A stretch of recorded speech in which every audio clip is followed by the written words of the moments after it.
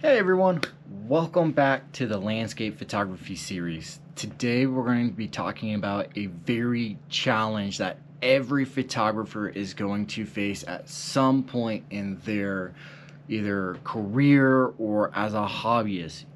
This will always happen at some point. No matter how hard you try to avoid it, it is going to happen.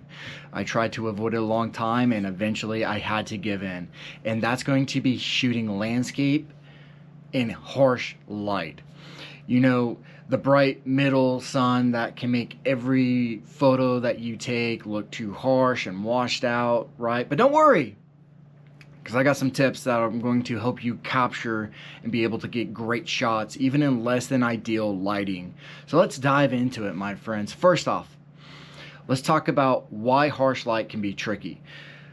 When the sun is high up in the sky, the light is really strong and it's very direct, and this is going to create harsh shadows and can cause your photos to lose detail, especially in highlights and the shadows, and those are very important. But with the right techniques, you can still get some amazing shots. Okay, we're going to talk about some, we talked about it in an earlier video, but we're going to kind of go more in depth of it. One of the easiest ways to deal with harsh light is by using a polarizing filter. There's different filters out there. I've already talked about mine. I'm not a big fan of the ones that you screw onto your camera. I don't like those because the color hue and a bunch of other reasons. It's just I think they're cheap, and there's better options out there that you can, if you invest in a good set, they will last you a long time. But this polarizing filter, this filter reduces glare and reflection, especially on like water and shiny surfaces, while also deepening the blues of the sky and allowing that color to pop, so you get a balance. And most of them you just screw onto your lens and rotate it to see the effect, and it's that simple. The ones that I use, they're square. I actually have a disc that I screw on to my square mount, where then I can actually slide in glass filters to create either the desired effect or achieve a specific f-stop that I'm wanting to achieve, or glossy water. The list can go on. All right. Another tip is to look for shady areas to shoot in. Okay, if you're in a forest, a canyon, or a near a large rock formation, use these natural shadows that are going to come over to your advantage. These shades can help soften harsh light and create more of a balanced exposure because you're shooting into the shade into your subject. Another thing you can use is your lens hood. It's that little plastic piece that you screw on and it sticks out.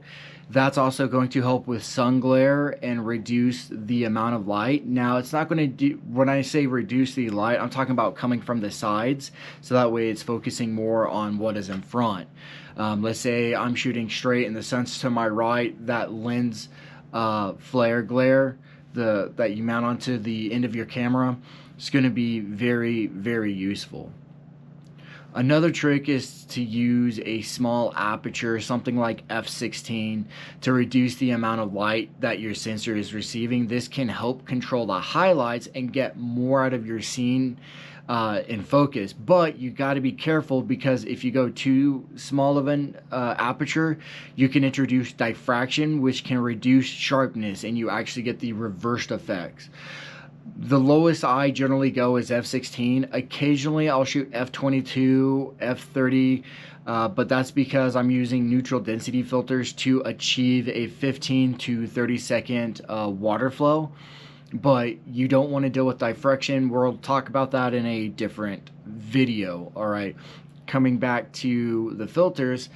Lastly, you want to consider converting your image to black and white, especially if you're dealing with harsh lights, which can actually add drama and contrast to the black and white photos, giving them a timeless or a moody feel. Now, if your colors aren't coming out the way that you want, black and white can also be a great alternative. For example, when I was shooting up in Pikes Peak or Garden of the Gods, right?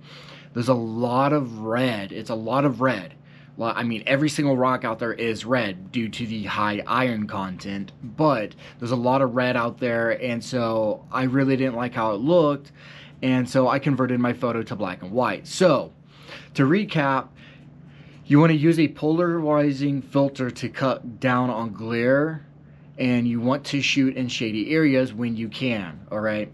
Try a graduated ND filter for balancing the sky in your foreground, and you want to use a small aperture to control the light, and don't be afraid to go to black and white for drama effect.